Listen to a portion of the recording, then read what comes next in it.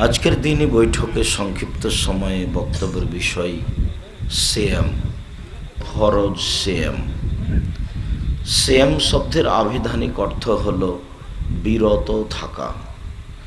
শরীয়তের পরিভাষায় ফজরের আজান থেকে নিয়ে সূর্য ডোবা পর্যন্ত খাওয়া পান করা, স্ত্রী মিলন, যাবতীয় অপছন্দ কথা ও কর্ম থেকে বিরত থাকার নাম সিয়াম।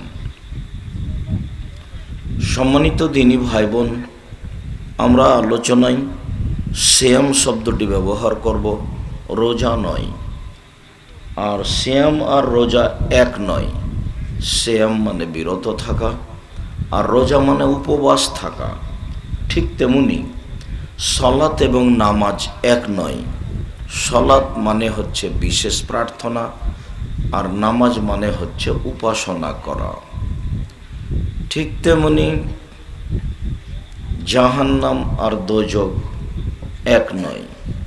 জাহান্নাম যেখানে সর্বধরনের শাস্তি আছে, আর দোজখ অর্থ নরক। জান্নাত আর বেহেশত এক নয়। জান্নাত যেখানে সর্বধরনের শান্তি ব্যবস্থা আছে, আর বেহেশত হলো স্বর্গ।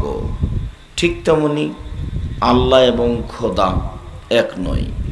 আল্লাহ হচ্ছে আল্লাহর জাতীয় নাম, আর খোদ মানে নিজ, আর আমানে আসা, নিজে এসেছে। আমরা ধরে নিই যদি যে গতকাল এসেছে, তাহলে তার আগের দিন আল্লাহ ছিলেন না, যার কারণে খোদা এবং আল্লাহর মধ্যে কোনো সমতা নেই। আরও উল্লেখ্য যে আল্লাহ শব্দটি কোরআনেও আছে, হাদিসেও আছে। খোদা শব্দটি কোরআনেও নেই, হাদিসেও নেই।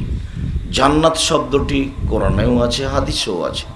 বেহেশত শব্দটি কোরআনেও নেই, হাদিসেও নেই। জাহান্নাম শব্দটি কোরআনেও আছে, হাদিসেও আছে। দোজখ শব্দটি কোরআনেও নেই, হাদিসেও নেই।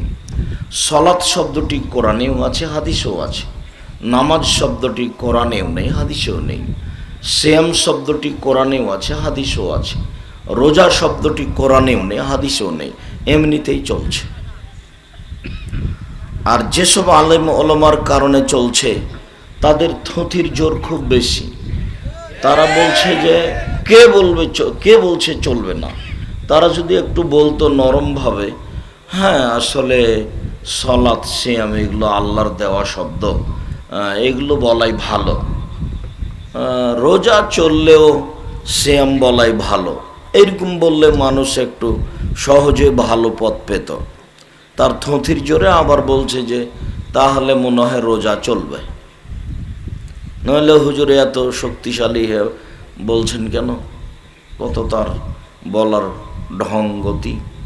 তো যেহেতু আল্লাহ এবং আল্লাহ রাসূল এই নাম দেননি, আল্লাহ রাসূল বলেছেন ইসলাম নির্ভর করে 5টি জিনিসের উপরে। 1 কালেমা, 2 সলাত, 3 যাকাত, 4 সিয়াম, 5 হজ। হজটা ঠিকই আছে, যাকাতও ঠিকই আছে, কালেমাও ঠিকই আছে। সিয়াম পরিবর্তন হয়ে রোজা হয়েছে, আর সলাত পরিবর্তন হয়ে নামাজ হয়েছে।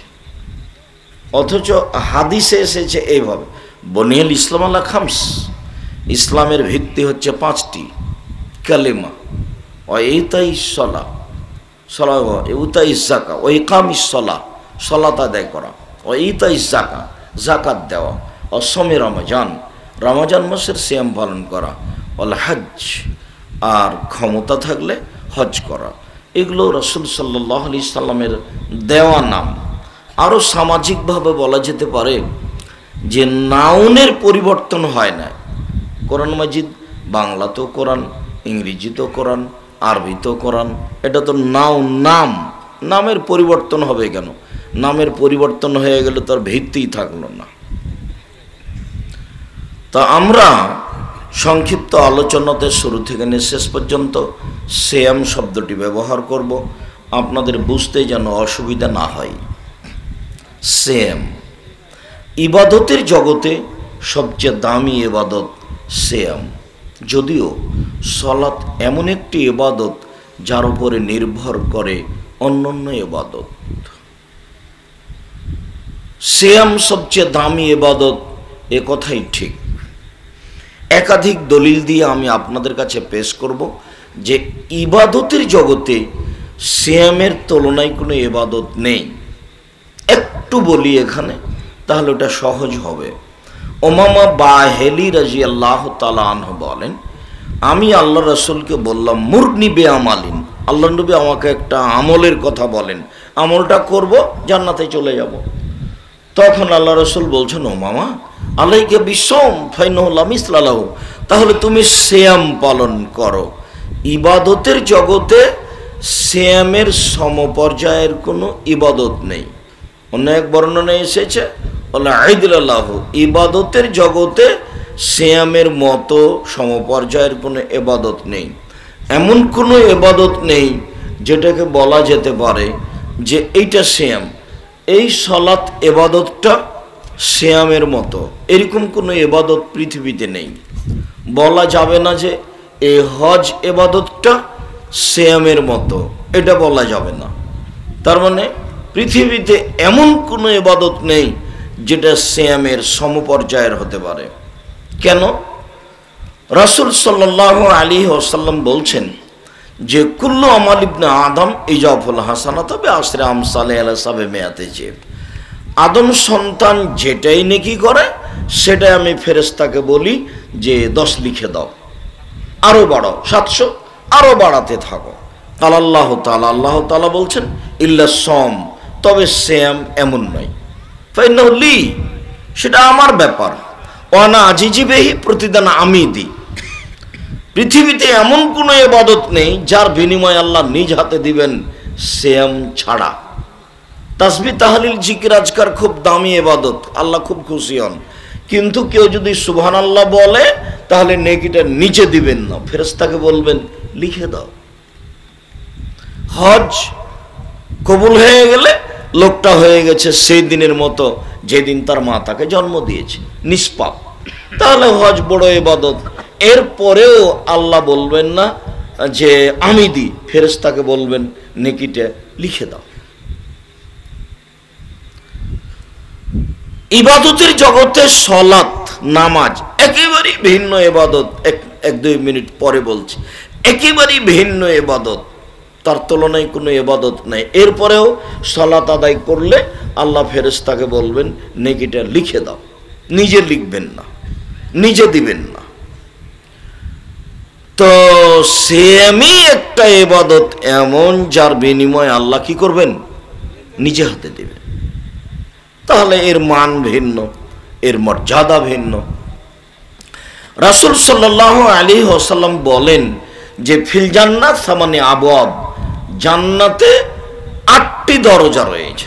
জান্নাতে একটি দরজা 8টি, জান্নাতে একটি দরজা 8টি, জাহান্নামে একটি দরজা 7টি, জাহান্নামে একটি দরজা 7টি। তো 8টি দরজার একটা দরজার নাম রায়ান। রায়ান মানে পানি পান করে তৃপ্তি লাভ করা। রাসূল সাল্লাল্লাহু আলাইহি ওয়াসাল্লাম বলছেন যে এজা দাখালা আখিরু মুগলেখা, সিয়াম পালনকারীর শেষ ব্যক্তি এই দরজা দিয়ে ঢুকলে এই দরজা বন্ধ করা হবে। এর আরো একটু বাস্তব বলি, বাস্তবটা না বললে স্পষ্ট বোঝা যাবে না।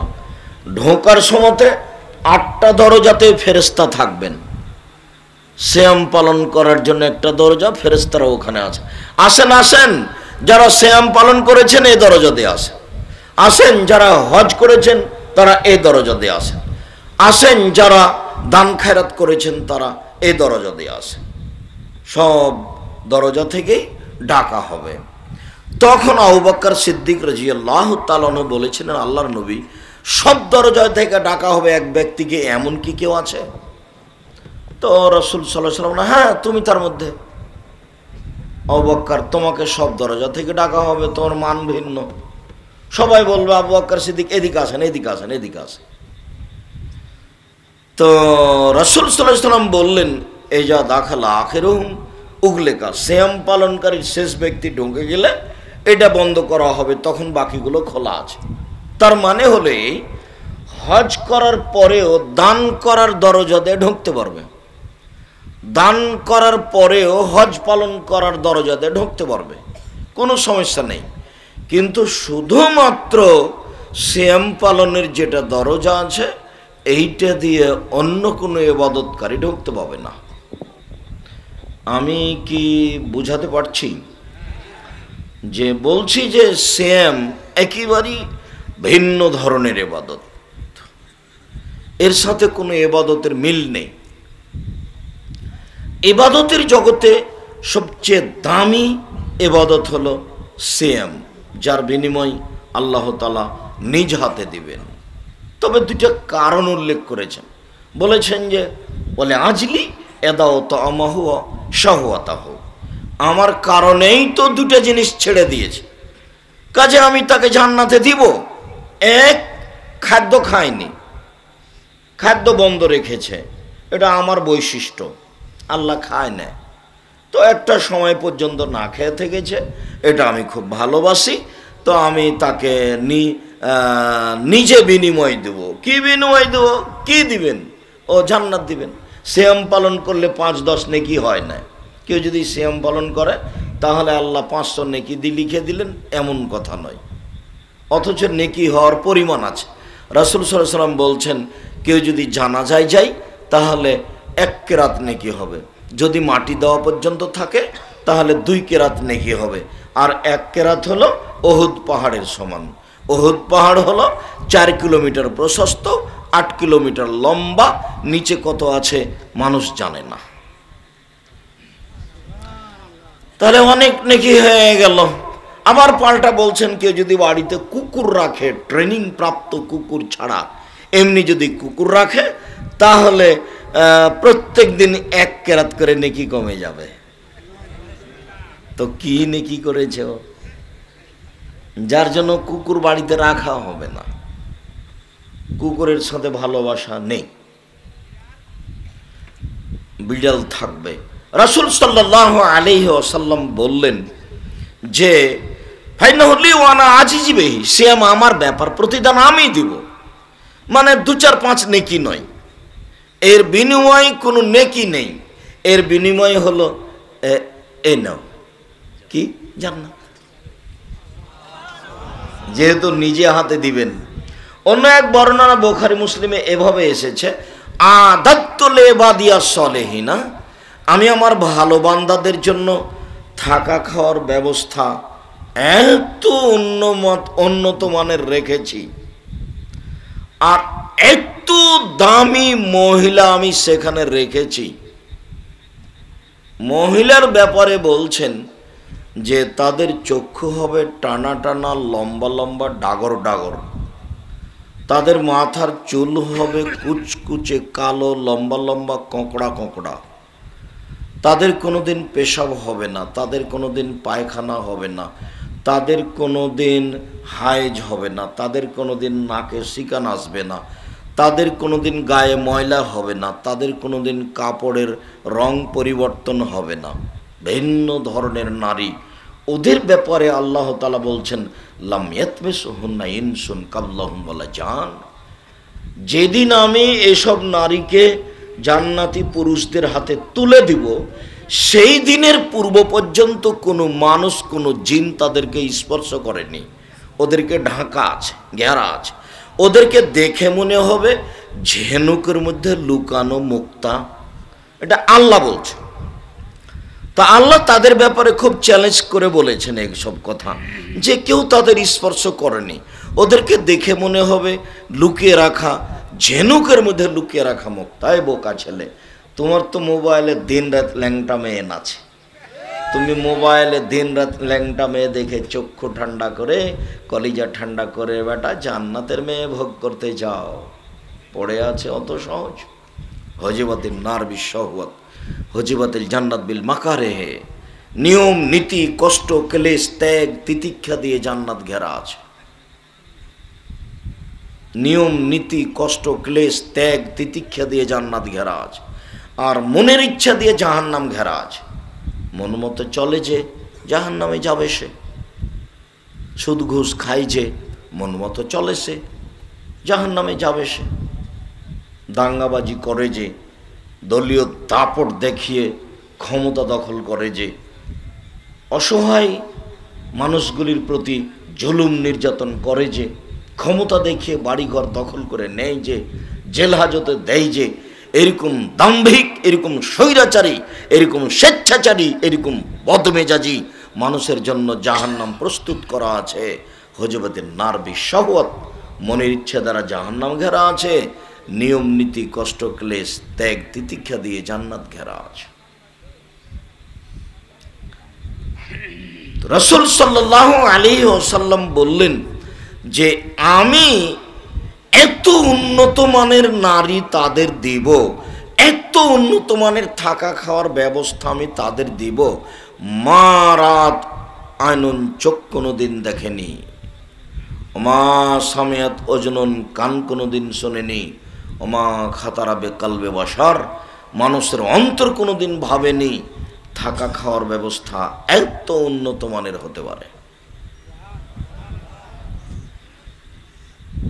তো এইটা আমি ওদের জন্য রেডি প্রস্তুত করে রেখেছি, সিয়াম পালন করবে তখন আমি দিয়ে দিব। এইটা হলো সিয়ামের বিনিময়। সম্মানিত দিনী ভাই বোন, রাসূল সাল্লাল্লাহু আলাইহি ওয়াসাল্লাম এখানে বলছেন যে আল্লাহ তাআলা বললেন আমার কারণে দুটো জিনিস ত্যাগ করেছে, একটা খাদ্য, একটা প্রবৃত্তি। প্রবৃত্তি ত্যাগ করা খুব কঠিন, মনের ইচ্ছে ত্যাগ করা খুব কঠিন। সেদিনও বলেছিলাম বলে আমার মনে হচ্ছে যে দোকানে বসে আড্ডা পিটে মানুষ সময় কাটাচ্ছে, একজন আরেকজনের বিরুদ্ধে বদনাম করে গীবাত করে সময় কাটাচ্ছে, জোর করে জমি দখল করে সুন্দর আবাদ করে বাড়িঘর করে দিন কাটাচ্ছে আহাল পরিবার নিয়ে। ভাবতে পারে না যে এরকম মানুষের বিচার দেরিতে হবে। যারা রিক্সাওয়ালাকে একটা থাপ্পড় মেরেছে ওদের বিচার দেরিতে হবে। যারা জমি জায়গা জোর করে দখল করে নিয়েছে এদের বিচার পরে হবে। যারা মানুষকে অপমান করছে এদের বিচার পরে হবে। যারা মানুষকে জোর জুলুম করে জেল হাজতে দিচ্ছে, লোকটা নিজেও জানে না আমি কেন নাটোর জেলে আছি, 10 বছর 20 বছর থেকে আছে, নিজের ছেলে তার গায়ে একটু হাত লাগাতে পারে না, মাথায় একটু হাত বোলাতে পারে না, স্ত্রীর মাথায় গায়ে একটু হাত লাগাতে পারে না, বছর বছর কেটে যাচ্ছে, কোনো পথ নেই, তার নাম কারাগার, তার নাম জেল, নিজেও জানে না আমি কেন জেলে, নিজেও জানে না আমি কেন জেলে। জজ জানে না ঘটনা কি, উকিল জানে না ঘটনা কি, আর সাক্ষী বলছে যে আমি নিজ চোখে মারতে দেখেছি। অথচ 1 নম্বর আসামি সেদিন ও রংপুরে ছিল, আর এ বলছে আমি মারতে দেখেছি। যার জন্য 3 নম্বরে সবচেয়ে বড় পাপ পড়ে গেছে মিথ্যা সাক্ষী। 1 নম্বর বড় পাপ হলো আল-ইশরাকু বিল্লাহ, আল্লাহর সাথে শিরক করা। পৃথিবীতে সবচেয়ে বড় পাপ আল্লাহর সাথে শিরক করা। আর বাংলাদেশ এমন একটা জায়গা যার সব কিছু শিরক দিয়ে ভরা, বাড়ি ঘর রাস্তাঘাট কলেজ শিক্ষা প্রতিষ্ঠান অফিস আদালত সব একেবারে শিরক দিয়ে ভরা। দেশ ট্রাভেলস গাড়িটা ঢাকা থেকে ছুটলো, সন্ধ্যার সময় আলো জ্বেলে উঠলাম। এই ছেলে তুমি তাড়াতাড়ি আলো দিলে কেন? বলছে যে আমাকে বসে বলেছেন সূর্য ডুবার সাথে সাথে গাড়িতে আলো দিতে হবে। আরে সূর্য ডুবার সাথে সাথে বাড়িতে আলো জ্বালাই হিন্দুরা, তো সূর্য ডুবার সাথে সাথে তোমার গাড়িতে আলো দিতে হবে, তার মানে তোমার বস কি মুসলমান নয়? এটি কি? স্বামী মারা গেছে, মরে যাওয়ার সাথে সাথে নাকফুল গয়না সব খুলে দিতে হবে। আরে নাকফুল গয়না খুলে দেয় হিন্দু মহিলাদের স্বামী মারা গেলে, তো এর কি হলো যে সব কিছু খুলে দিল? একে আল্লাহর নবী বলেছেন 4 মাস 10 দিন সাজগোজ করতে পাবা না, নতুন গয়না পরতে পাবা না, নতুন জামা কাপড় পরতে পাবা না, যেভাবে আছো সেভাবে থেকে যাও 4 মাস 10 দিন। কিন্তু স্বামী মরার সাথে সাথে সব খুলে দিল। বলছে যে গরুকে লাথি মারা যাবে না, বলছে যে তুলসী গাছ তুলে ফেলা যায় না, বলছে ভাতের পাতিলে পা লাগা হবে না, বলছে অপবিত্র অবস্থায় গাছের ফল ছিঁড়া হবে না, সিম গাছ থেকে সিম ছিঁড়ে নিয়ে আসা হবে না, আগে গোসল করতে হবে তারপরে। আরে গোসল না করে কিছুই করা যায় না, ওটা তো হিন্দুদের কাজ। ওরা আগে ওই যে নতুন বউটা হিন্দু বাড়ির আগে সকালে গোসল করবে, তারপর কোনো কাজে হাত দেবে, নইলে তো সংসার নষ্ট হয়ে যাবে। ওটা তো হিন্দুদের নিয়ম ছিল, উলট পালট হয়ে সব বাড়িতে চলে এসেছে। চাঁপাইনবাবগঞ্জের লোকেরা বলছে যে হাত থেকে যদি গিলাস পড়ে যায় তাহলে কুটুম্ব আসতে পারে, ঘরের ওপরে যদি কাক ডাকে তাহলে কুটুম্ব আসতে পারে। বলছে ওরা যে রাতে বাচ্চা যে মহিলার হয়েছে সে মহিলা যদি বাইরে বের হয় তাহলে লহা হাতে করে বের হতে হবে, নইলে চোরাচন্নি পাখিতে ধরে নেবে। কত যে শিরক আছে, আর সরকারি শিরক তো আল্লাহর হস্তে, কত দিবস আর কত কি তার কোনো হিসাব নেই। জানি না এইভাবে জীবিকা নির্বাহ করো, ফলাফল কত দূর টিকবে। ইবাদতের জগতে, পাপের জগতে সবচেয়ে বড় পাপ হলো শিরক।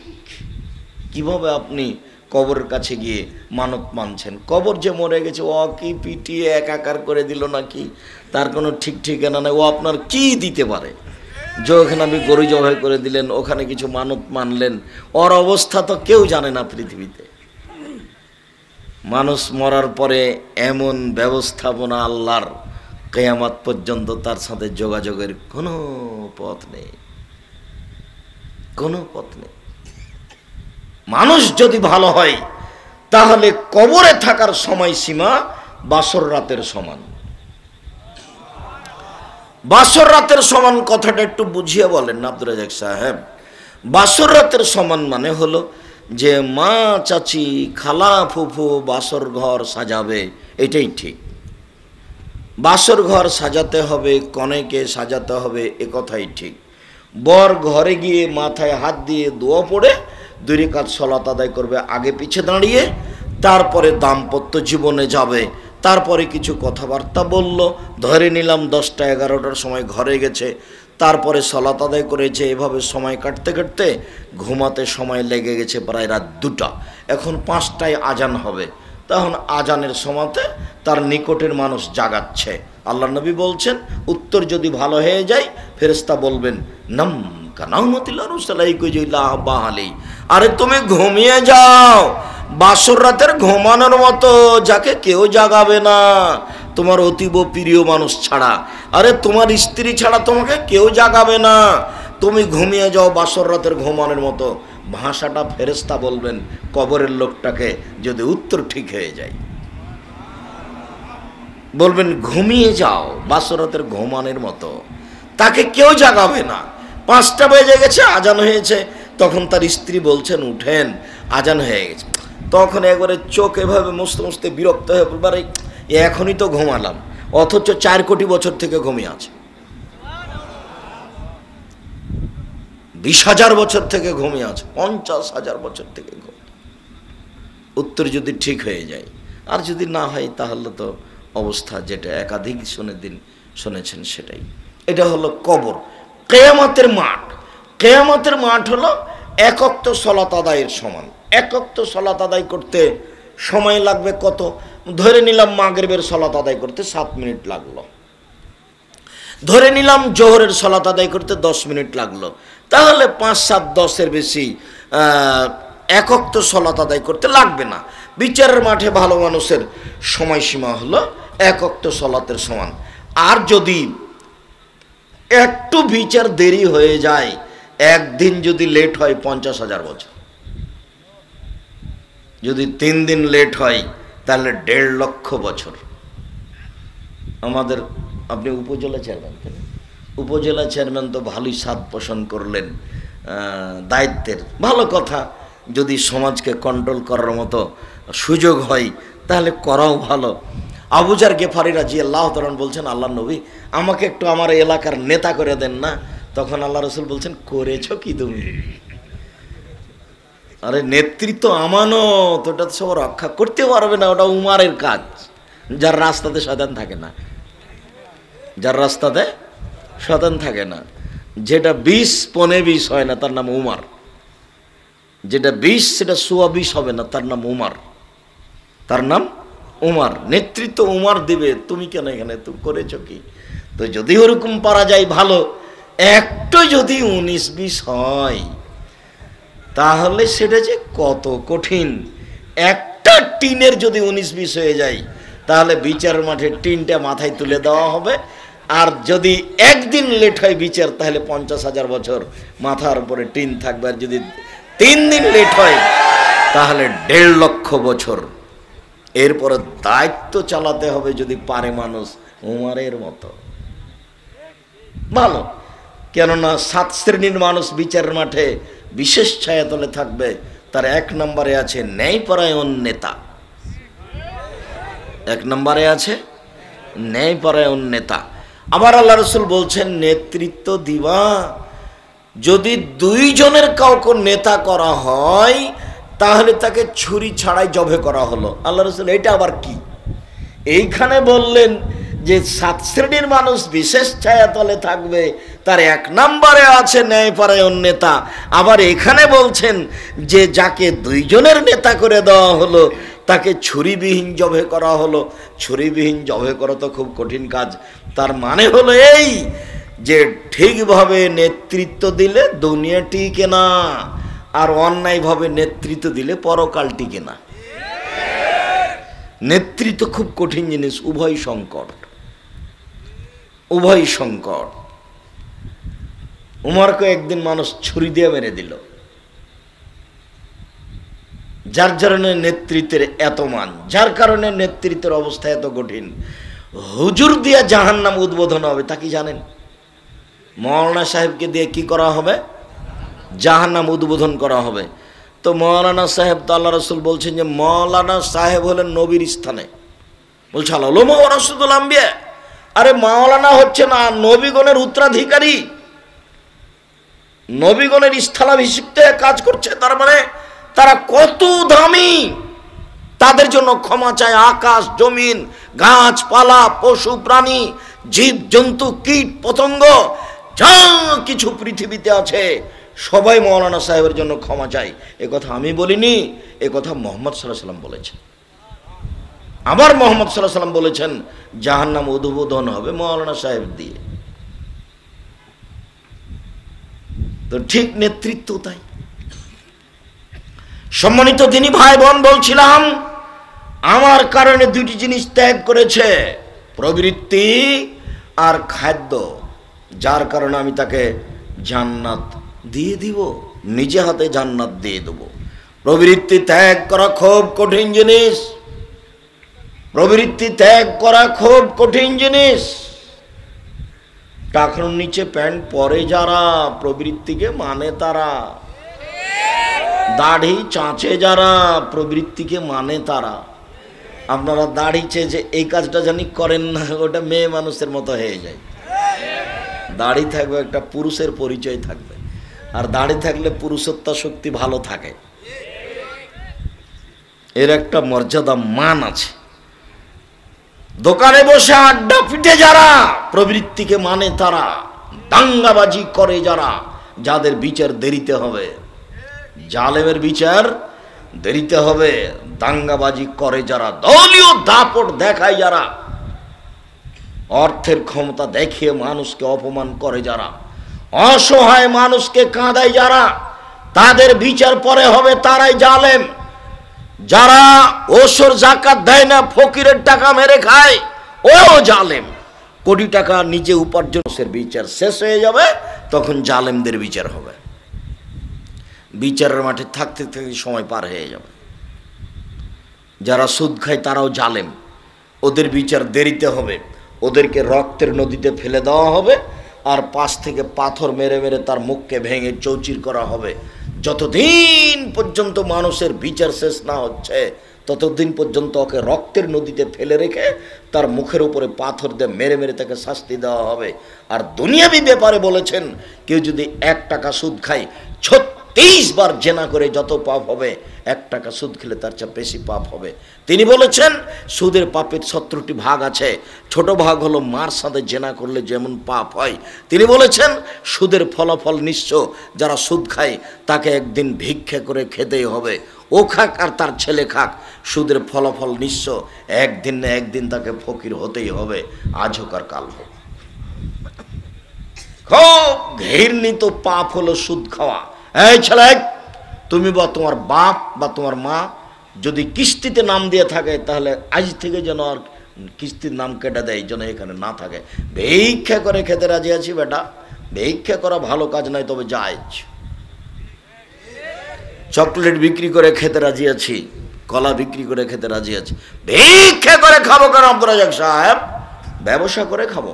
আমিও তাই বলছি, তুমি লোন নিয়ে ব্যবসা করো না। যারা লোন নিয়েছে তাদের জানাজা হবে না। ব্যাংকে চাকরি করে, সরকার টাকা দিয়েছে, 5 তলা বাড়ি বানিয়েছে, সাজগোজ করা বউ উঠে আর নামে 5 তলা বাড়িতে, কেউ বোঝে না যে স্বামীর আর জানাজা হবে না, জানাজাই হবে না, জাহান্নাম জান্নাত পরে। রাসূল সাল্লাল্লাহু আলাইহি ওয়াসাল্লাম দিন রাত একটা কথা বলতেন, আল্লাহ তুমি আমাকে ঋণ কর্জ থেকে বাঁচাও, আল্লাহ তুমি আমাকে ঋণ কর্জ থেকে বাঁচাও, আল্লাহ তুমি আমাকে ঋণ কর্জ থেকে বাঁচাও। ঋণ কর্জ কি জিনিস? মানে জানাজাই হবে না। চকলেট দিয়ে যদি ব্যবসা করা যায়, তাহলে কি লোন নিতে হবে? কলা দিয়ে তো আমি 3 বছর চকলেট দিয়ে ব্যবসা করব, তারপরে 3 বছর পরে কলা দিয়ে ব্যবসা করব 3 বছর, তারপরে তখন 3 বছর কাপড়ের ব্যবসা করব, তারপরে তখন আমি 3 বছর পরে দামি দামি মেশিন নিয়ে আসব, তারপর আমি ইনপুটে একবারে পৃথিবীর বিভিন্ন বড় বড় দেশ থেকে কোটি কোটি টাকার ব্যবসা করব। তখন আমার টাকা বেশি হতে সময় লাগবে 25 থেকে 30 থেকে 35 40 বছর।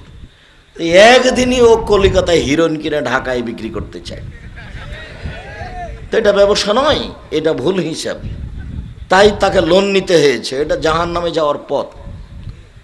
লোন নেই যারা, মনের মতো চলে তারা জাহান্নামে যাবে, তারা মন মতো চলে যারা জাহান্নামে যাবে, তারা সালাত আদায় করে না যারা, মন মতো চলে তারা, মন মতো চলে যারা জাহান্নামে যাবে তারা। আজ থেকে নিয়ে কোনো দিন ক্ষমতা দেখে 1 মিনিট বাঁচবেন না। দাম্ভিক, স্বৈরাচারী, স্বেচ্ছাচারী, বদমেজাজি জালেম, তার বিচার পরে হবে। ক্ষমতা দেখে মানুষকে অপমান করে 1 মিনিট বাঁচবেন না, একেবারেই নরম হয়ে মাটির মতো হয়ে থাকেন। আরে আপনার এত ক্ষমতা কেন? আপনার বাপকে সৃষ্টি করা হয়েছে মাটি দিয়ে, আর আপনাকে সৃষ্টি করা হয়েছে শুক্রকীট বীর্য দিয়ে, যাতে কাপড়ে লেগে গেলে কাপড় অপবিত্র হয়, তাতে গন্ধ আছে। এই দিয়ে তোমাকে আর আমাকে সৃষ্টি করা হয়েছে। আমার এত অহংকার কেন? আল্লাহ তাআলা কোরআন মাজিদে হাজারো জায়গাতে বলছেন যে তোমাকে তো আমি শুক্রকীট বীর্য দিয়ে সৃষ্টি করেছি, তোমার আবার কি দাম? তুমি আবার দাম্ভিক হও কি করে? আরে তোমার বাপকে আমি মাটি দিয়ে সৃষ্টি করেছি। আমার বাপকে মাটি দিয়ে সৃষ্টি করা হয়েছে মানে কাকে? আদম আলাইহিস সালামকে। তোমার বাপকে আমি মাটি দিয়ে সৃষ্টি করেছি, আর তোমাকে আমি শুক্রকীট বীর্য দিয়ে, যাতে গন্ধ আছে, যেটা কাপড়ে লেগে গেলে কাপড় অপবিত্র হয়ে যায়, ধোয়া লাগে তাকে, তো সেটা দিয়ে তোমাকে সৃষ্টি করেছি। তুমি আমার দাম্ভিক হও কি করে? তুমি দাম্ভিক হয় না। ফেরাউন ডুবে গেছে, ফেরাউন ডুবে গেছে, তোমার নৌকা ডুবে গেছে সাগরে, তোমার এই নৌকাও ডুবে না। যতদিন পর্যন্ত রিক্সাওয়ালার হাত ধরে ক্ষমা না নিয়েছ, তোমার নৌকা নাটোরের পাশের ছোট নদীতে ডুবেনি, তোমার নৌকা ডুবে গেছে সাগরে। তুমি এই নৌকা উঠানোর মতো তোমার কাছে পথ নেই। প্রত্যেকটা মানুষের হাত ধরে ক্ষমা নিতে হবে, তাছাড়া জুলুমবাজির ফলাফল তাহাজ্জুদ পড়ে পাওয়া যাবে না। জুলুমবাজি করে 1 মিনিট বাঁচার চেষ্টা করিয়েন না। মাটির মানুষ আছি, যা আছে তা আছে, কি আর হবে। হঠাৎ দেখছিলাম বয়স আমার 40, এখন দেখি 60, কয়দিন পরে দেখি 70 80, তার মানে সময় হয়ে গেছে। তো এইটুকু জীবন নিয়ে এমন কিছু করলেন কেন? সম্মানিত দিনী ভাই বোন, বলছিলাম ইবাদতের জগতে সবচেয়ে দামি ইবাদত সিয়াম, যার বিনিময় আল্লাহ তাআলা নিজে হাতে দিবেন। যদিও ইবাদতের জগতে ভিন্ন ধরনের ইবাদত হলো সালাত। কেন? সালাত এমন একটি ইবাদত যার উপরে নির্ভর করে অন্যান্য ইবাদত। আমি বুঝলাম যে সিয়াম সবচেয়ে দামি ইবাদত, এ কথাই ঠিক, কিন্তু যদি সালাত না থাকে, নামাজ না থাকে, তাহলে সিয়ামের ইবাদতটাকে আল্লাহ কি করবেন? কেটে দিবেন, ওটা বাতিল, ওটা কিছু হলো না। ইবাদতের জগতে সবচেয়ে শক্তিশালী ক্ষমতাধর পাওয়ারফুল ইবাদত হলো দান। দান একেবারেই ভিন্ন। সব ইবাদত আপনার শুধু নিজের উপকার করে, সালাত আপনার নিজের উপকার করে, সিয়াম আপনার নিজের উপকার করে, সুবহানাল্লাহ, তাসবিহ, তাহলিল, জিকির, আজকার আপনার নিজের উপকার করে, কোরআন মাজিদ তেলাওয়াত আপনার নিজের উপকার করে। কিন্তু দান আপনার উপকারের সাথে সাথে আরেকজনের উপরে চলে গেছে, আপনার মায়ের কবরের শাস্তি বন্ধ হয়ে গেছে। আপনি আপনার মায়ের নামে দান করলেন, নেকি আপনারও হলো, কবরের সাথে ওইদিকে বন্ধ হয়ে গেল। আপনি গোপনে দান করলেন, আপনার নেকি হলো, ওইদিকে আল্লাহর রাগ মিটে গেছে। আল্লাহ তোমাকে জাহান নামে দেওয়ার জন্য হিসাব রেখেছিলেন, দান করেছেন, তখন আল্লাহ বলছেন ঠিক আছে যাও যাও, আমি নরম হয়ে গেছি। রাসূল সাল্লাল্লাহু আলাইহি ওয়াসাল্লাম বলছেন দান মানুষের পাপকে মিটিয়ে দেয়, পানি যেমন আগুনকে নিভিয়ে দেয়। ওটা ভিন্ন জিনিস। রাসূল সাল্লাল্লাহু আলাইহি ওয়াসাল্লাম বলছেন আস-সাদকাতু বুরহান, দান হলো দলিল। দলিল, এই জমি আমার প্রমাণে যে দলিল, এই বাড়ি আমার প্রমাণে যে দলিল, এই চেয়ারের মাঠে বলবো আমি জান্নাত পাবো। আল্লাহ যদি আমাকে বলেন কেন, তা আমি বলবো আমার কাছে দলিল আছে, জান্নাতের যে আমি মালিক তার দলিল আছে আমার কাছে, এই যে দান। আমি এ কথা বলিনি, এ কথা মুহাম্মদ সাল্লাল্লাহু আলাইহি সাল্লাম বলেছে।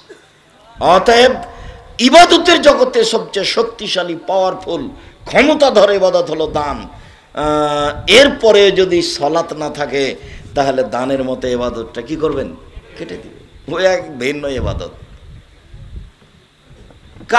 কারোর সাথে মিল নাই ওর, সালাতের সাথে কোনো ইবাদতের মিল নাই, মানে একটাও টিকবে না। ফকিরকে ভিক্ষে দিলেন, ফকিরকে একটা ভালো কাজ, রাস্তা থেকে একটা কষ্টদায়ক জিনিস সরিয়ে দিলেন।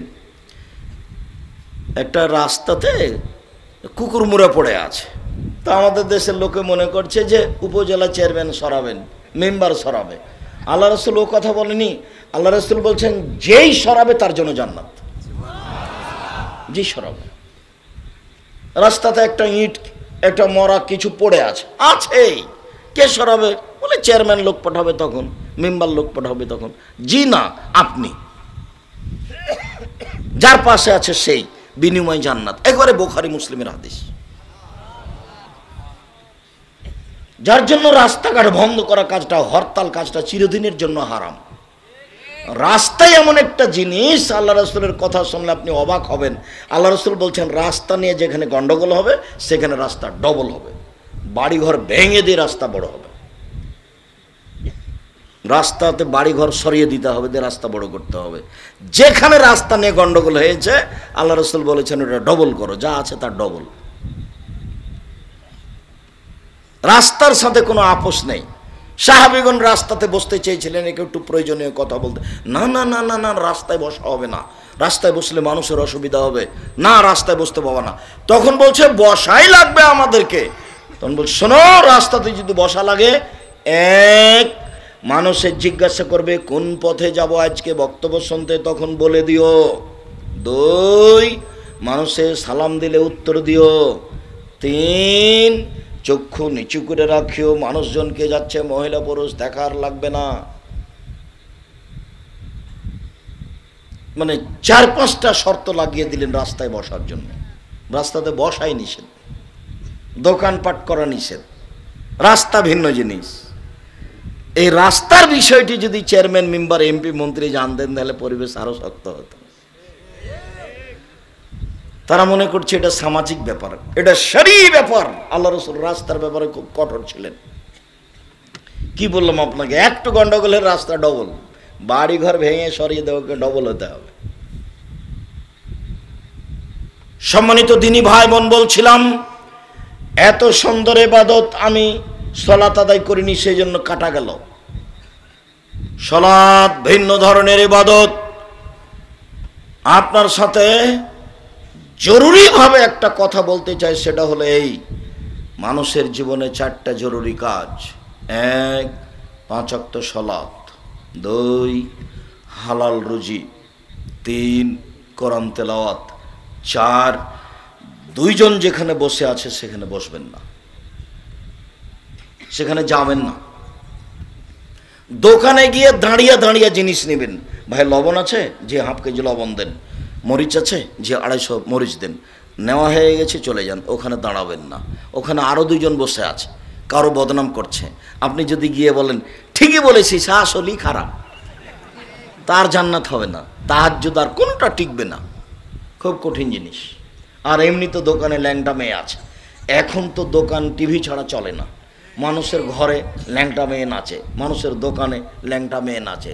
রাসূল সাল্লাল্লাহু আলাইহি সাল্লাম বলছেন, যখন মেয়েরা নাচবে, গান বাজনা বাজবে, মানুষ যখন নেশাদার দ্রব্য পান করবে, তখন মানুষের উপরে গজব নাজেল হবে, মানুষের আকার আকৃতি পরিবর্তন হয়ে যাবে, মানুষের অর্থ সম্পদের দাম একেবারে দ্বিগুণ শতগুণ বেড়ে যাবে, মানুষের উপরে সর্ব ধরনের গজব নেমে আসবে। তিনটা কাজ হলে, এক, মেয়েরা যখন নাচবে, দুই, গান বাজনা যখন প্রকাশ পাবে, তিন, মানুষ যখন নেশাদার দ্রব্য পান করবে, তখন এগুলো সব বেড়ে যাবে মানুষের উপরে। দেখেন, মানুষের বাড়িতে চলে না গান বাজনা ছাড়া, মেয়ে নাচানো ছাড়া, দোকানপাট চলে না মেয়ে নাচানো ছাড়া, গান বাজনা ছাড়া, আর স্কুল কলেজ চলে না মেয়ে নাচানো ছাড়া, গান বাজনা ছাড়া। সব জায়গাতে গান বাজনা বাদ্যযন্ত্র পরিপূর্ণ হয়ে আছে। আবু সাঈদ খুদরি রাদিয়াল্লাহু তাআলা আনহু বলেন, রাসূল সাল্লাল্লাহু আলাইহি সাল্লাম বলেছেন, মান সামা ইয়াওমান ফি সাবিলিল্লাহ বাদাল্লাহু ওয়াজহুন নারি সাবিনা খারিফা। কেউ যদি আল্লাহকে সন্তুষ্ট করার জন্য একদিন সিয়াম থাকে, তাহলে তাকে জাহান্নাম থেকে 70 বছরের পথ সরিয়ে দেওয়া হবে। রাসূল সাল্লাল্লাহু আলাইহি সাল্লাম বলেন, কেউ যদি আল্লাহকে সন্তুষ্ট করার জন্য একদিন সিয়াম থাকে, তাহলে তাকে জাহান্নাম থেকে 100 বছরের পথ সরিয়ে দেওয়া হবে। রাসূল সাল্লাল্লাহু আলাইহি সাল্লাম বলেন, কেউ যদি আল্লাহকে সন্তুষ্ট করার জন্য একদিন সিয়াম থাকে, তাহলে তাকে জাহান্নাম থেকে 500 বছরের পথ সরিয়ে দেওয়া হবে। তিনটি হাদিসের সমন্বয়ে কেউ যদি আল্লাহকে সন্তুষ্ট করার জন্য একদিন সিয়াম থাকে, তাহলে তাকে জান্নাতে দেওয়া হবে, তার নাম সিয়াম। নফল সিয়ামের কয়েকটা বাক্য রাসূল সাল্লাল্লাহু আলাইহি সাল্লাম বলেছেন, মুহররমের 2 দিন সিয়াম থাকলে বিগত 1 বছরের পাপ ক্ষমা হবে।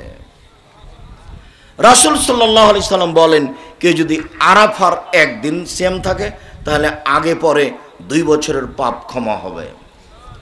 রাসূল সাল্লাল্লাহু আলাইহি সাল্লাম বলেন, কেউ যদি প্রতি মাসে 3 দিন সিয়াম থাকে, তাহলে সারা বছর সিয়াম পালন করে জানে কি হয় তাই হবে। রাসূল সাল্লাল্লাহু আলাইহি সাল্লাম বলেন, কেউ যদি রমজান মাসে সিয়াম থাকার পরে শাওয়ালের 6টা সিয়াম থাকে, তাহলে সারা বছর সিয়াম পালন করে জানে কি হয় তাই। এই ছেলে, দাঁড়ালে কেন? বসো।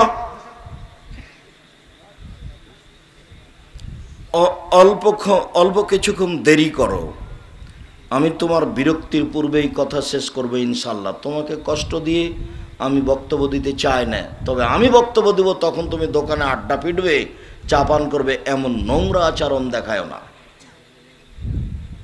আর নিজেকে সবসময় মানুষ মনে করিও, পশু প্রাণী মনে করিও না। তুমি তো পশু প্রাণী নও। কেন তুমি নিজেকে মানুষ মনে করো না, পশু প্রাণী মনে করো কেন? আল্লাহ বলছেন, তুমি পশু প্রাণীর মতো, তার চেয়ে খারাপ কুকুর শ্রীগালের মতো। কেন? আমি পরিবর্তন হইনি এই জন্য। আমি তো পরিবর্তন হতে পারি। আল্লাহ আমাকে কুকুর শ্রীগাল বলেননি, বলেছেন কুকুর শ্রীগালের মতো। তার মানে কুকুর শ্রীগাল পরিবর্তন হতে পারবে না, কিন্তু আপনি কি হয়ে যেতে পারবো? পরিবর্তন হয়ে যেতে পারবো। সেদিন বলেছি আপনাদের তাহেরপুরে ওখানে, সেদিন থেকে তো বিড়ি সিগারেট বন্ধ করে দিয়েছেন। বিড়ি সিগারেট জর্দা দোকান আর বিক্রি হয় না, তাই হতে হবে। আর যদি ওর পরেও খান, তাহলে আসলে আপনি কুকুর সিরিয়ালের মতো। তার মানে কুকুর সিরিয়াল পরিবর্তন হতে পারে না। আর বাস্তব আপনাকে আমি শোনালাম যে আমার আব্বা কৃষক মানুষ। যখন জমি চাষ করার পরে গরু ছেড়ে দিত, তখন আমরা গরু নিয়ে মাঠে থাকতাম। যখন গরু ধানের ক্ষেতের দিকে যেত, তখন বলতাম, থেমে গেছে। তার মানে কথা বুঝতে পেরেছে, কিন্তু বুঝেও বুঝিনি, একটু পরে আবার যাচ্ছে। তো বুঝেও বুঝনি, তাই তো গরু। আর আমি তো বুঝেছি, তো আমিও যদি আবার খাই, তাহলে কি আসলে আমিও গরু? আল্লাহ বলছেন, বুঝে না ওরা অন্তর আছে, বুঝে না। দেখে না ওরা চক্ষু আছে, দেখে না। শোনে না ওরা কান আছে, শোনে না। উলাইকা কাল আনাম, তারা পশু প্রাণীর মতো, তারা গরু ছাগলের মতো, তারা কুকুর শ্রীগালের মতো। বালহুম আদাল, বরং তার চেয়ে খারাপ।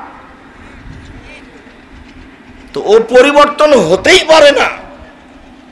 তাই আল্লাহ আমাকে তার মতো বলেছেন। কোন সময় আল্লাহ আমাকে বলেননি যে ও গরু ছাগল হয়ে গেছে। কথা বুঝাতে পারিনি মনে হয়। আমাকে, আপনাকে, মানুষকে আল্লাহ কাকে কার মতো বলছেন? গরু ছাগলের মতো বলেননি যে ও গরু ছাগল হয়ে গেছে। কেন? গরু ছাগল বুঝে না, ও বুঝবে না। আর আমি আপনি কি বুঝি, হালাল হারাম বুঝি, সুদ ঘুষ বুঝি। আজ থেকে আর যত উপস্থিত লোকজন সামনে আছেন, কোনোদিন যেন আপনার ব্যাংকিং ব্যবস্থা যেন এরকম না থাকে এদেশের কোনো এনজিওতে চাকরি করে জান্নাত কিনতে পারবেন না, এদেশের ব্যাংকে চাকরি করে জান্নাত কিনতে পারবেন না। ব্যাংকে টাকা রাখা আর ব্যাংকে চাকরি করা দুটো এক নয়। আব্দুর রাজ্জাক সাহেব ব্যাংকে চাকরি করবে কে? আপনার ঠেকা বেঁধেছে এত জিজ্ঞাসার উত্তর হিন্দু করবে? আপনি পৃথিবীতে অনেক বড় ব্যবস্থা আপনি করেন, আপনি বড় ব্যবসায়ী হন। আরে রাসূল সাল্লাল্লাহু আলাইহি ওয়াসাল্লাম বলছেন ব্যবসায়ী সবচেয়ে উপার্জনের জন্য দামি জিনিস। তিনি বলছেন সত্যবাদী বিশ্বস্ত ব্যবসায়ী বিচারের মাঠে নবীগণের সাথে থাকবেন। আবার বলছেন দেখো তোমরা জমি চাষ করো না, নইলে তোমাদের অন্তর শক্ত হয়ে যাবে। জমি চাষ জায়েজ, তবে পছন্দ নয়। আর জমি চাষ করে আর চাকরি করে জাতির উপকার করা যায় না। চাঁপাইনবাবগঞ্জের মানুষেরা খালি শিক্ষক চাকরি করে, বেতন পায় 10,000, 20,000, 30,000, 25 দিনে শেষ হয়। তখন 5 দিন খালি টানা হেঁচড়া, ধার কর্য এভাবে চলে। কি উপকার করবে? বাপকে কি দিবে, মাকে কি দিবে, ফকিরকে কি দিবে? ফকির যখন চায় তখন মাফ কর, টাকা নাই তো। আর ব্যবসা মানে টাকা, প্রতিদিন আসে যায়। একদিন ছিল চকলেট, একদিন হচ্ছে কলা, একদিন হচ্ছে কাপড়, একদিন কোটি কোটি টাকার ব্যবসা। তার টাকা দিয়ে এলাকার অসহায় মানুষ দিন কাটায়, কওমি মাদ্রাসায় খরচ হয়। আমি জানি না জামিয়া সালাফে আপনারা টাকা পয়সা দেন কিনা, আমার মনে নাই নাটোরের কথা। প্রতি মাসে 26 লক্ষ টাকা লাগে বেতন। জমি কিনা তো আছেই, মসজিদ নির্মাণ তো আছেই। প্রতিদিন লেবার মিস্ত্রি দুইটা প্রতিষ্ঠানে নিম্নে 50,000 থেকে কোনোদিন লক্ষ টাকা বিল আছে, নিম্নে 40,000 থেকে দুইটাতে লক্ষ টাকা বিল আছে। তো তার মধ্যে আপনি আছেন কি না? না থেকে পরকাল হারার চেষ্টা করিয়েন না, থাকিয়েন। আমি আপনাকে দান করতে পরে বলেছি, আগে বলেছি জামিয়া সালাফের জন্য দোয়া করবেন। উপরে যদি কবুল হয়ে যায় সহজ, আর যদি উপরে কবুল না হয় তাহলে এটা কঠিন। তবে আমি বলেছি যে পতিতালয়ের মহিলা যদি কুকুরকে পানি পান করিয়ে জান্নাত পেতে পারে, আপনি জামিয়া সালাফিয়াতে দান করে জান্নাত পাবেন ইনশাল্লাহ। আল্লাহর রহমতের অভাব নেই। কেননা জামিয়া সালাফিয়াতে কোনো দলীয় মতামত নেই, কোনো সংগঠন নেই, কোনো মাযহাব নেই। কেউ কাউকে ধর্মের ব্যাপারে চাপ দিয়ে কিছু বলতে পারবে না। সবাই কোরআন হাদিস অনুপাতে চলে। কেউ ওখানে কোনো দলীয় দাপট, কোনো আপনার সংগঠনিক কোনো নিয়ম নীতি পেশ করতে পারবে না। ওখানে সব নীতিমালাতে আছে যে এগুলো চলবে না, সংকীর্ণতা নেই। সম্মানিত দিনী ভাই বোন, বলছিলাম রাসূল সাল্লাল্লাহু আলাইহি সাল্লাম বললেন যেভাবে সিয়ামের বিষয়টি, তাতে রাসূল সাল্লাল্লাহু আলাইহি সাল্লাম যা বললেন তাতে সিয়াম পালন করলে জান্নাত সহজ। নফল সিয়ামের কথাটা বলছিলাম, কেউ যদি শাওয়াল মাসে 6টা সিয়াম পালন করে সারা বছর সিয়াম পালনের নেকি পাবে। আর চলে আসছে কয়দিন পরে রমাজান। রমাজান হচ্ছে ভিন্ন জিনিস। সম্মানিত দিনী ভাই বোন, রাত 12টার পরে আকাশের সব দরজা খুলে দেওয়া হয়, যে যা চায় তাই পেয়ে যাবে। দিন 12টার পরে আজানের সময় হলেই সব দরজা খুলে দেওয়া হয়, ওই সময়ে যে যা চায় সে তাই পেয়ে যাবে। আজান যখন দেওয়া হয় তখন আকাশের সব দরজা খুলে দেওয়া হয়, ওই সময়ে যে যা চাইবে সে তা পাবে। রাসূল সাল্লাল্লাহু আলাইহি ওয়াসাল্লাম বলছেন লা ইউরাদ্দু দুআউ বাইনাল আযান ওয়াল ইকামা। আজান ইকামাতের মাঝে দোয়া ফেরত দেওয়া হয় না। আজান ইকামাতের মাঝে দোয়া ফেরত দেওয়া হয় না। আজান ইকামাতের মাঝে দোয়া ফেরত দেওয়া হয় না। ওই সময়তে জমি জায়গা চান, বাড়ি ঘর চান, ছেলে মেয়ে চান, শিক্ষা দীক্ষা চান, সুবিধা চান, সব চান, সব দিয়ে দেওয়া হবে। রাসূল সাল্লাল্লাহু আলাইহি ওয়াসাল্লাম বলছেন রাতে একটা সময় আছে, ওই সময়ে মানুষ যে যা চায় তাকে তা দিয়ে দেওয়া হয়। সেটা হচ্ছে রাতের 3 ভাগের 2 ভাগ পার হওয়ার পরে। এইটা ধরতে হলে 10টার সময় ঘুমিয়ে যেতে হবে। আর তোমাকে যুবক বলছে একটা কথা, যে বড় মোবাইল ব্যবহার করো না, ওকে আজ ওর গায়ে পেশাব করে দে, বলো চিরদিনের জন্য তোমাকে বিদায় করে দিলাম। প্রয়োজনে ছোট মোবাইল ব্যবহার করিও, প্রয়োজন নাই তোমার। কেন তোমার কি প্রয়োজন? তোমার বাপ তো সংসার চালাই, তুমি কেন এখানে? বড় মোবাইলের কারণে তুমি ধ্বংস হয়েছে, তোমার বাপ ধ্বংস হয়েছে, তোমার মা ধ্বংস হয়েছে, তোমার বংশ ধ্বংস হয়েছে, তোমার জাতি ধ্বংস হয়েছে। প্রায় সবাই ছোট বড় বয়স্ক বৃদ্ধ সব মেয়ের পিছে ঘুরে বেড়াচ্ছে, সবাই ল্যাংটা মেয়েকে দেখতে অভ্যাসী, ওই বেশরমা বেহায়া মহিলাও তাকে দেখতে অভ্যাসী। অথচ জাহান্নাম বলতেই নারী, নগ্নতা জাহান্নামের পরিচয়, জান্নাতের পরিচয় নাই। নিজে সালাত আদায় করে না, আবার নগ্ন পোশাক পরে জাতিকে পাপী করে জাহান্নামের দিকে ঠেলে দিয়ে মেয়েটা নিজেকে শিক্ষিতা মনে করতে চায়। বাউল হিসাব, এই মেয়ে তোমাকে বলছি, শোনো এদিকে, ফ্যাশন বোরকা পরে এসেছো কেন এখানে? তোমার বাপ তোমাকে এটা দেখে না? ফ্যাশন বোরকা কেন তোমার গায়ে? ঢিলা ঢালা পোশাক পরবে, ঢিলা ঢালা বোরকা। আমি শাড়ি পরা হারাম বলিনি, শাড়ি পরেন। আমি বলেছি সালোয়ার কামিজ মেক্সি চাদর পরতে হবে, শাড়ি নয়। আর যদি শাড়ি পরেন তাহলে 2 ছাটের ব্লাউজ পরতে হবে, যার হাত হবে কবজি পর্যন্ত, নিচের দিক কোমরের নিচে চলে যাবে। 1.5 থেকে 2 গজ কাপড়ের ব্লাউজ হতে হবে। শাড়ি পরে যদি বাড়ির বাইরে যান তাহলে পা মোজা পরতে হবে। কেন? পা মোজা ছাড়া যদি অটোতে আপনি উঠেন তাহলে পা হাঁটু পর্যন্ত খুলে যাবে। আপনার আমি শাড়ি হারাম বলিনি, ব্লাউজও ছোট ব্লাউজও হারাম বলিনি। আপনি ছোট ব্লাউজ পরে থাকেন, বাড়িতে থাকেন যেখানে দেবর নাই ভাসুর নাই, ছোট ব্লাউজ কেন ব্রেসিয়ার পরে থাকেন? ব্রেসিয়ার আপনি এমনিতেই থাকেন না, সেটা আপনার ব্যাপার, আপনার স্বামীর ব্যাপার। কিন্তু যে বাড়িতে দেবর ভাসুর আছে সেই বাড়িতে আপনি এভাবে থাকতে পারেন? এটা কথা হলো? জাতির ক্ষতি করে নিজেকে ভালো মনে করিয়েন না। তাহাজ্জুদ পড়ে জান্নাত কিনা যাবে না, ভুল হিসাব। আপনি মহিলা মানুষ, আপনাকে চূড়ান্তভাবে পর্দা করে চলতে হবে, এটাই ঠিক। রাসূল সাল্লাল্লাহু আলাইহি ওয়াসাল্লাম বলছেন, আমি যখন জাহান্নাম দেখলাম শুধু নারী আর নারী, নারী আর নারী। রাসূল সাল্লাল্লাহু আলাইহি ওয়াসাল্লাম বলছেন যে পৃথিবীর মানুষ শুনে রেখো, 2 শ্রেণীর মানুষরা জাহান্নামে যাবে, আমি তাদের দেখিনি। 2 শ্রেণীর মানুষরা জাহান্নামে যাবে, আমি তাদের দেখিনি। 2 শ্রেণীর মানুষরা জাহান্নামে যাবে, আমি তাদের দেখিনি। এক শ্রেণীর মানুষ, তাদের হাতে থাকবে লাঠি, গাভীর লেজের মতো, একদিক মোটা একদিক চিকন, এ দিয়ে তারা মানুষকে মারবে, এরা জাহান্নামে যাবে। এমন লাঠি হাতে থাকে প্রশাসনের হাতে, এমন লাঠি থাকে যারা কলেজ বিশ্ববিদ্যালয়ে পড়ে সময়ে সময়ে দলীয় দাপটে মারামারি করে, এমন লাঠি থাকে যারা দাঙ্গাবাজি দলীয় দাপট দেখায়। এরকম লাঠি থাকবে যাদের হাতে, তারা জাহান্নামে যাবে, আমি তাদের দেখিনি। 2 নিসাউন, মহিলা, কাছে এতন কাপড় পরে থাকে, আর এতন উলঙ্গ, কাপড় পরে উলঙ্গ হয়। এ কথা মুহাম্মদ সাল্লাল্লাহু আলাইহি ওয়াসাল্লাম নিজে বলছেন। মুমিনাতুন, পুরুষকে নিজের দিকে আকৃষ্ট করে, ও যখন রাস্তায় হাঁটে তখন রাস্তার লোক তাকে দেখতে থাকে। মায়লাতুন, ও নিজেও তারা পুরুষের দিকে আকৃষ্ট হয়। বাড়িতে ছিল ভালোই ছিল, এখন বাড়ি থেকে বের হয়ে কলেজে যাচ্ছে, স্কুলে যাচ্ছে, বাজারে যাচ্ছে, কেন জানি কেমন কেমন করে, কেন জানি আনছান আনছান করে, একবার এই দিকে যায়, একবার ওই দিকে যায়, একবার হাত নাড়ে, একবার মাথার চুল নাড়ে, একবার ভাঁজ করে কথা বলে। তার মানে ও পুরুষের দিকে আকৃষ্ট হয়েছে। নাহলে এমন করছে কেন? লায়াত খোলাল জান্নাহ, ও জান্নাতে যাবে না, জান্নাতেতে যাবে না, যাবে না, জান্নাতের গন্ধ পাবে না, যেই গন্ধ 1 বছরের দূরত্ব পথ থেকে পাওয়া যায়। এ কথা মুহাম্মদ সাল্লাল্লাহু আলাইহি সাল্লাম বলেন, এ কথা আমি বলিনি। হাদিস মুসলিম। আম গাছে জাম ধরতে পারে, ধরে না। অমাবস্যার রাতে চাঁদ উঠতে পারে, উঠে না। শুয়ের ছিদ্র দিয়ে লাঙ্গলের ফাল ঢুকতে পারে, ঢোকে না। শুয়ের ছিদ্র দিয়ে লাঙ্গলের ফাল ঢুকে যেতে পারে, আম গাছে জাম ধরে যেতে পারে, অমাবস্যার রাতে চাঁদ উঠে যেতে পারে, এগুলো ঘটে যেতে পারে। আমি যে কথা বললাম এতে সন্দেহ আছে বলে কিয়ামত পর্যন্ত চেষ্টা করলে সরিষা ঢোকানো যাবে না, যা বলছি তাই থাকবে। পৃথিবীর দিনী মুসলিম ভাই বোন যারা সামনে আছেন, যারা মিডিয়ায় আমাদের সাথে এখন আছেন, পৃথিবীর যে কোনো প্রান্ত থেকে, মনে রাখুন, জাতির যদি রাস্তাঘাট করে দিতে না পারি, জাতির যদি স্কুল কলেজ করে দিতে না পারি, জাতিকে চূড়ান্ত সঠিক ধর্ম দিতে পারবো ইনশাআল্লাহ। ধর্মের ব্যাপারে জাতিকে ফাঁকি দিয়ে পরকাল হারাতে রাজি নয়।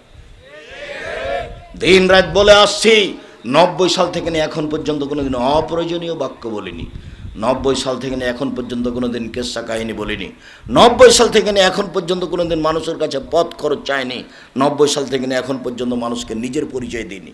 মানুষ যখন চাপ দিয়ে বলেছে যে আপনার লেখাপড়া কি একটু বলেন, কাগজে লিখবো, তখন আমি বলেছি আমার নাম আব্দুর রাজ্জাক, আমার বাপের নাম ইউসুফ, বাপ বেটা মিলে আব্দুর রাজ্জাক বিন ইউসুফ।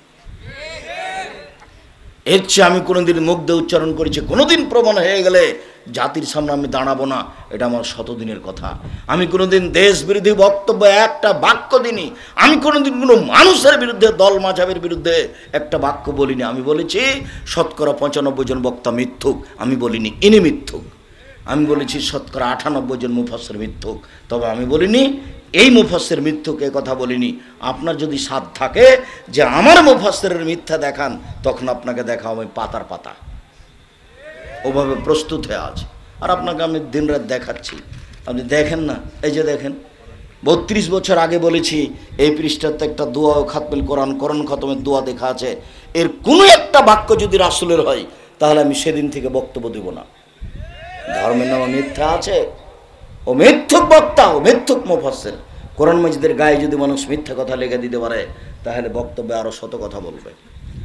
32 বছর থেকে বলছি, কেউ যদি একটা বাক্য প্রমাণ করে দিতে পারে, আমি বলছি এটা রাসূলের দোয়া নয়, কেউ বলে দিবে যে এটা রাসূলের দোয়া আংশিক, এইটুকু, সেদিন আমি আর বক্তব্য দেব না, বক্তব্য দেব না, জাতির সামনে আর কোনোদিন আসবো না। সম্মানিত দিনী ভাই বোন, জাতিকে ফাঁকি দিতে আমি রাজি নই। জাতি কেউ ভুল বুঝছে সেটা ভিন্ন কথা, তবে আমি কোনোদিন কারো ক্ষতি করিনি। গত বছর চাঁপাইনবাবগঞ্জে যাওয়া যায়নি, আমি নাকি আমার জেলায় যেতে পাবো না, কে নাকি জিম্মেদারি নিয়েছে যে ওনাকে এই জেলায় ঢুকতে দেওয়া হবে না। অবাক কথা। তো কালকে আমি বললাম যে যারা বাধা দিয়েছে তাকে বলছি যে তোমাকে চ্যালেঞ্জ, তোমার বাপকে চ্যালেঞ্জ, তোমার বংশকে চ্যালেঞ্জ, তোমার জাতিকে চ্যালেঞ্জ। আমি আজকে যে বক্তব্য দিলাম, যে কথাগুলি কোরআন হাদিস বললাম, 100 বছরের মধ্যে তোমার বংশের কেউ বলেছে কিনা? ও তো কেসা কাহিনীতে বক্তব্য দেয়, ও কি জানে? ও তো এসেছে মাদনগরে তাফসির মাহফিলে, ইউসুফ জুলেখার কাহিনী বলেছে 2 ঘন্টা, তারপরে বলছে ইউসুফ জুলেখার কাহিনী শেষ করতে আরো 3 দিন লাগবে। ও কিছুই বলেনি, ও কি কোরআন হাদিস বলবে? ও তো প্রতারণা দিয়ে গেছে। ধর্ম তো এমন নয়। রাসূল সাল্লাল্লাহু আলাইহি ওয়াসাল্লাম বলছেন আমাকে জিবরাইল মেরাজে উপরে নিয়ে যাচ্ছেন, তখন দেখছি অনেক মানুষ তাদের ঠোঁট জিভাকে আগুনের কেঁচি দিয়ে কেটে দেওয়া হচ্ছে, আগুনের কাঁচি দিয়ে কেটে দেওয়া হচ্ছে। দৃশ্য দেখে এ কি কথা, জিবরাইল এ কি কথা, মানুষের ঠোঁট জিভা আগুনের কাঁচি দিয়ে কেটে দেওয়া হচ্ছে কেন? এরা কারা? তখন আল্লাহ রাসূল বলছেন হাউলাই খুতবাউ মিন উম্মাতিক, এরা হচ্ছে আপনার উম্মতের বক্তা, যারা বক্তৃতা করে বেড়াতো।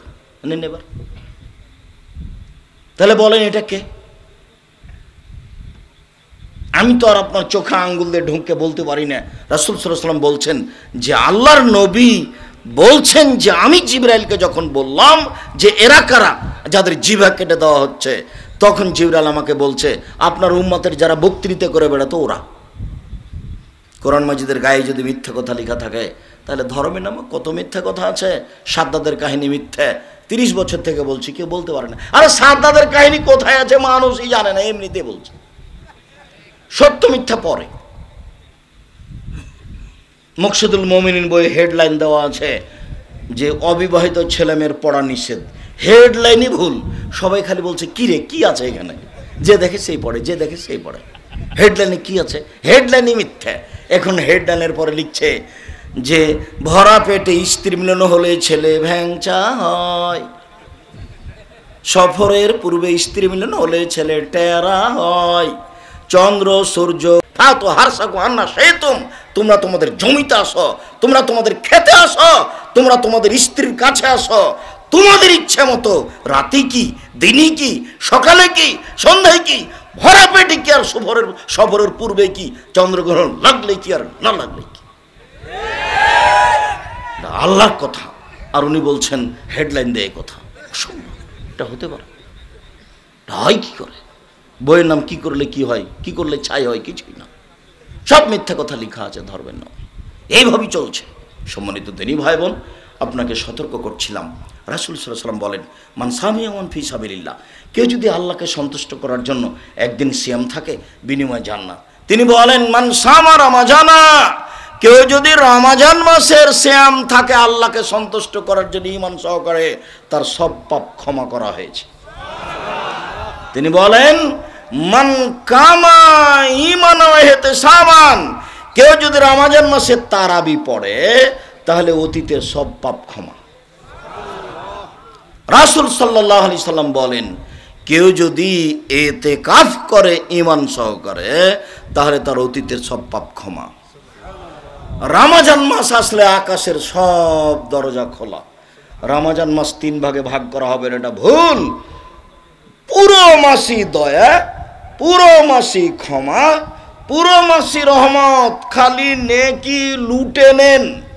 রাসূল সাল্লাল্লাহু আলাইহি ওয়াসাল্লাম বলছেন হতভাগা সেই রমজান পাওয়ার পরে পাপ মোচন করতে পারলো না যে, হতভাগা সে রমজান মাস পাওয়ার পরে পাপ মোচন করতে পারলো না যে। রমজান চলে আসছে, প্রস্তুতি নেন, কাজ কম করতে হবে।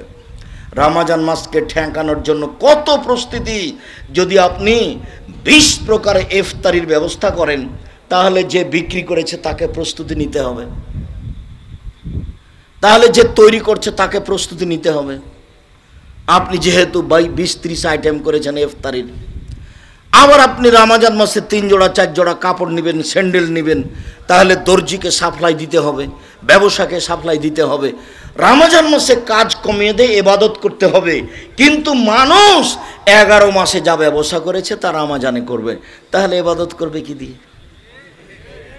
মানুষ যারা ব্যবসায়ী তারা জনগণের প্রয়োজন মিটাই, আর জনগণ বলছে যে আমার তো প্রয়োজন আছে, 30 আইটেমে আমার ইফতারি লাগবে।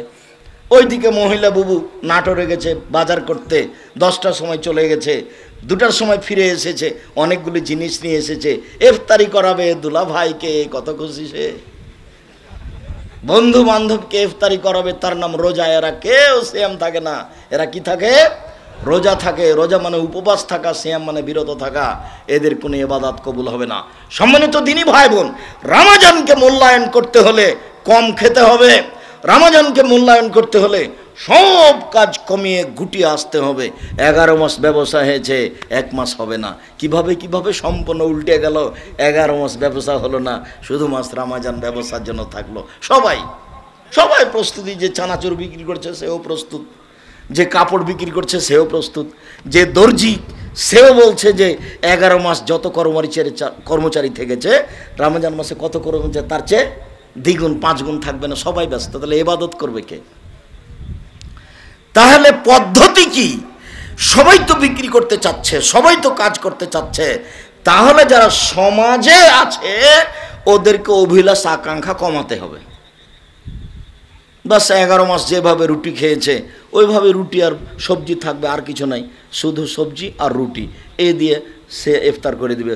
পানি দিয়ে ইফতার করবে, নইলে খেজুর দিয়ে ইফতার করবে, তাজা খেজুর দিয়ে ইফতার করবে। রাসূল সাল্লাল্লাহু আলাইহি ওয়াসাল্লাম বলছেন তাজা খেজুর দিয়ে ইফতার করো, সম্ভব না হলে শুষ্ক খেজুর দিয়ে ইফতার করো। যদি সম্ভব না হয় তাহলে হাসাওয়াতিন অঞ্জলিতে পানি নিয়ে ইফতার করো।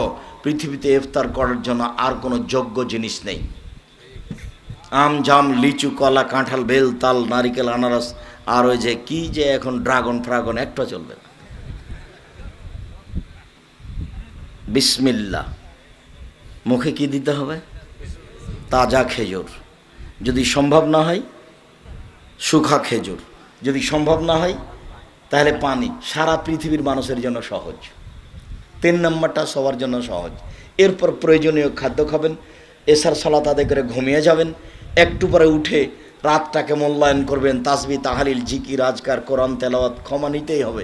কিন্তু যত খাওয়া খেয়েছেন এখন তার আপনি ইবাদত করতে পারবেন না।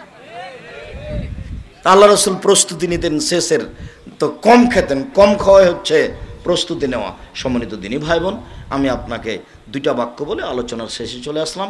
একটা হলো এই আবহাওয়া দপ্তরের ইফতারের টাইম যেটা, সেটাতে ইফতার করবেন।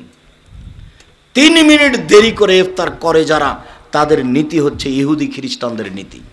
আপনার জ্বলে গেলেও আসে যায় না, খারাপ লাগলেও আসে যায় না। রাসূল সাল্লাল্লাহু আলাইহি ওয়াসাল্লাম বলেছেন আমার উম্মাহ ততদিন পর্যন্ত কল্যাণে থাকবে যতদিন পর্যন্ত তাড়াতাড়ি ইফতার করবে। সেখানে তাড়াতাড়ি না করে আপনি দেরি করলেন কেন? বলছে আমি কি পেটুক, আমি একটু ধৈর্য ধারণ করতে পারি না? নিশ্চিতের জন্য 3 মিনিট দেরি করে ইফতার করছি, নিশ্চিতের জন্য 3 মিনিট আগিয়ে দাও, তাহলে তো সুন্নাত পালন হবে। আমি যেটা ভালোবাসি তার নাম ইবাদত নয়, মুহাম্মদ সাল্লাল্লাহু আলাইহি ওয়াসাল্লাম যেটা ভালোবাসেন তার নাম ইবাদত। এটা আপনাকে মনে করতে হবে। আবহাওয়া দপ্তরের যে সময়সীমা দেওয়া আছে তার চেয়ে 1/2 মিনিট 1 মিনিট আগে ইফতার করবেন। আর যেগুলো পেপার পত্রিকাতে দেওয়া আছে যে সন্ধ্যা থেকে বাঁচার জন্য 3 মিনিট লেট, এটা কখনো নয়। রাসূল সাল্লাল্লাহু আলাইহি ওয়াসাল্লামের সাথে সরাসরি উল্টা নীতি এটা। আর সাহারি করবেন, সাহারিতে বরকত আছে। রাসূল সাল্লাল্লাহু আলাইহি ওয়াসাল্লাম বলছেন তাসাহারু ফাইনু ফি আল্লাহ বারাকা, সাহারি খাও তাতে বরকত আছে, তবে কম খাবেন। আর বিসমিল্লাহ বলে ইফতার করবেন, তারপরে বলবেন যাহাবাজ জামাউ আবতাল্লাতুল উরুক ওয়া সাবাতাল আজর ইনশাআল্লাহ, আল্লাহুম্মা লাকা সুমতু ওয়া আলা রিজকা কাফতার। তো এই দোয়া চলবে না। সম্মানিত দিনী ভাই বোন, রাসূল সাল্লাল্লাহু আলাইহি ওয়াসাল্লামের পদ্ধতি সিয়াম পালনের অনুরোধ জানিয়ে, রমজান মাস আসছে, রমজান মাসকে যথাযথভাবে মূল্যায়ন করার অনুরোধ জানিয়ে, 5 ওয়াক্ত সালাত আদায়ের অনুরোধ জানিয়ে, আমার দিনী ভাই বোনকে রাসূল সাল্লাল্লাহু আলাইহি ওয়াসাল্লামের পদ্ধতিতে চলার অনুরোধ জানিয়ে আপাতত আজকের মতো কথা এখানে শেষ করলাম। সুবহানাকা আল্লাহুম্মা ওয়া বিহামদিকা আশহাদু আল্লা ইলাহা ইল্লা আনতা আস্তাগফিরুকা ওয়া আতুবু ইলাইক। আসসালামু আলাইকুম ওয়া রাহমাতুল্লাহ।